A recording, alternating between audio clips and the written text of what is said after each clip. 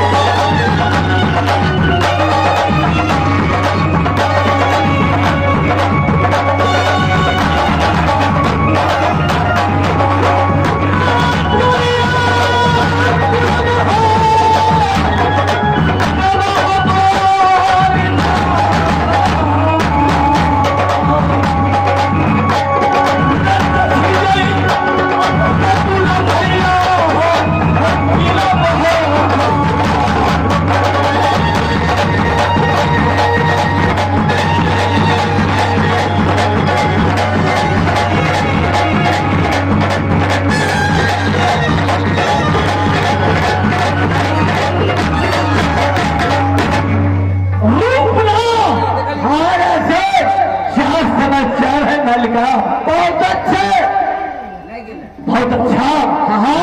और मेरे वाली सही है कि नहीं? एकदम सही है कुशल। अभी सोना सही है कि नहीं? कुशल है कुशल में भाई अमर बंदेला सही है कि नहीं?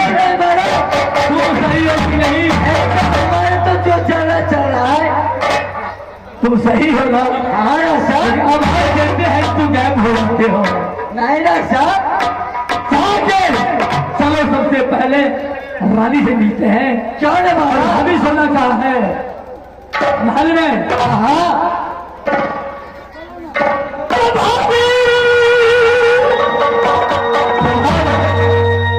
लगातार आवाज भारी भाग रही है।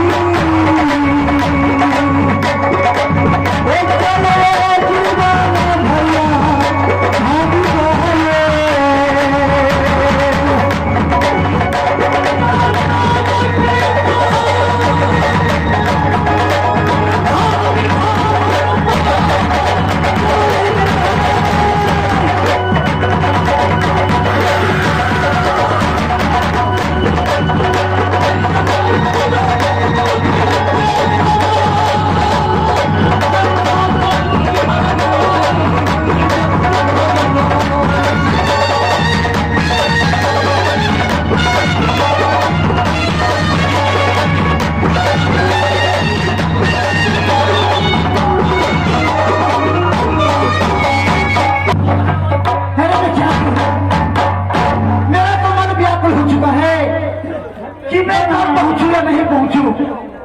क्या बात है? हाँ महारानी, मेरे अम्मा के लिए इसमें कोई खाने पीने का सामान ले रही हो ना? मैं सामान वस्तु ले रहे हैं।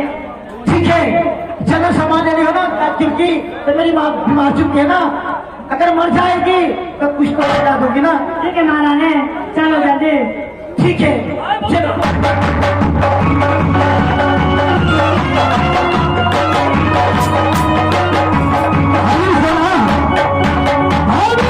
क्या देवर जी आप? प्रणाम।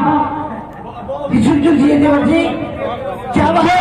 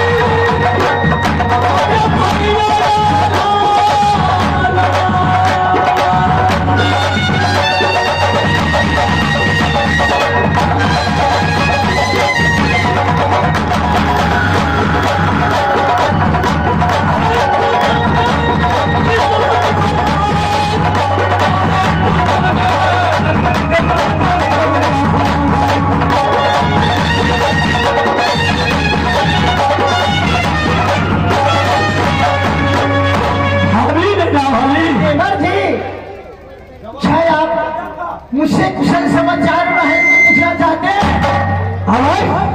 देवर जी, अपने महल में राजमहल में तो कोई चीज का कमी नहीं है और सब कुशल कुशल में है, लेकिन भाभी हाँ, आज मैं देख रहा हूँ तू बहुत हलचल में है।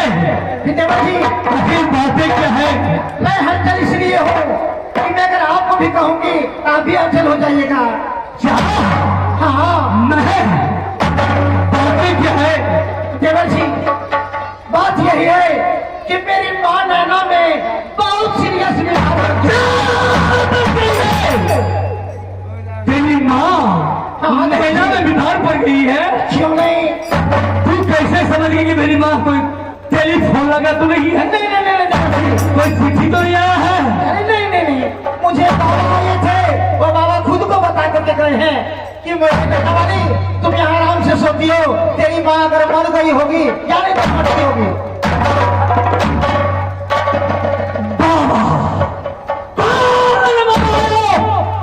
और कौन बताया कि तुम्हारा मैं बीमार है? बाबा तो बाबा होते हैं, लेकिन आप मुझे रिश्वत लेकर मत कीजिए, मुझे जाने दीजिए।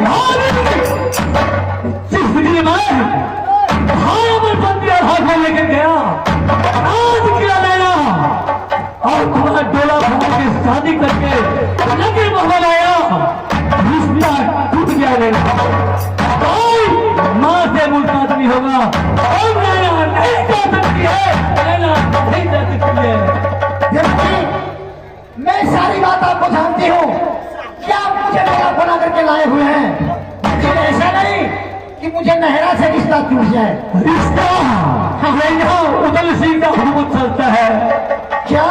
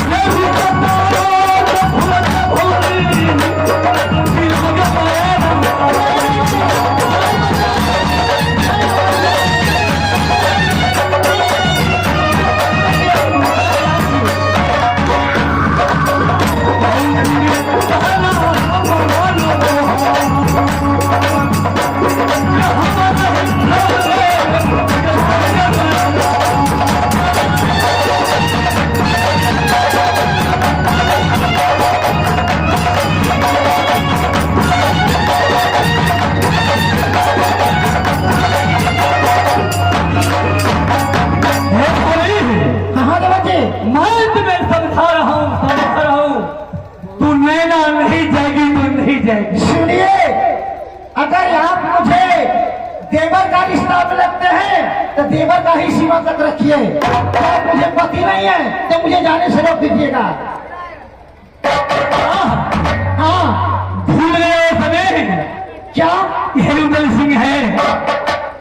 गरुड़ला न रहे तो भूलिया। अरे भाई उदल ही था। अच्छा, क्या भूलिया क्या बोल के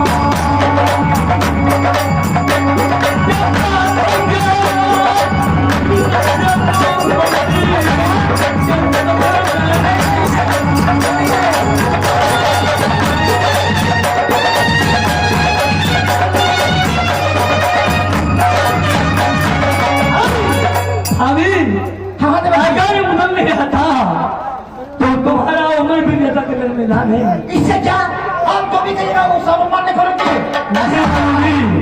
कैसे तू जाएगी? तू जाके दिखाओ। मैं कहती हूँ कुछ हो जाएगी। आज मौका लेकर मैं जाऊंगी, क्योंकि मुझे माँ बीमार हो चुकी है तो मैं माँ के साथ में अवश्य जाऊंगी।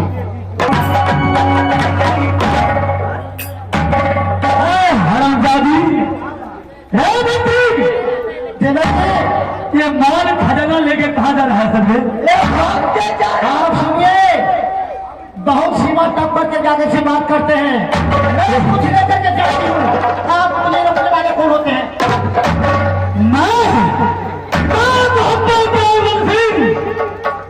एक छतरी जिसका हुक्म चलता है, मैं उर्दू हूँ। तो हुक्म चलता है तो चलाइए।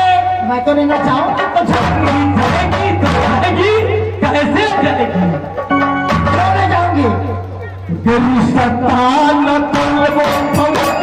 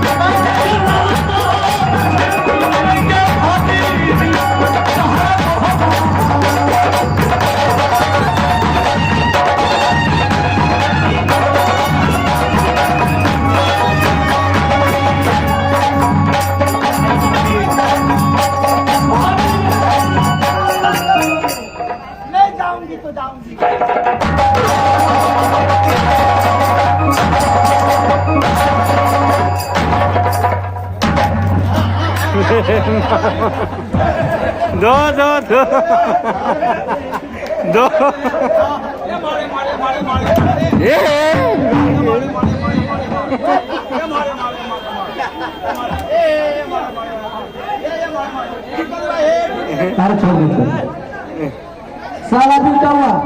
खतरनाक है तुमको बार बार कहता हूँ उस्ताद है उसको ऐसे मत मारा कर। समझ आता है? बिचवा के बिल्कुल रह जाए। खड़ो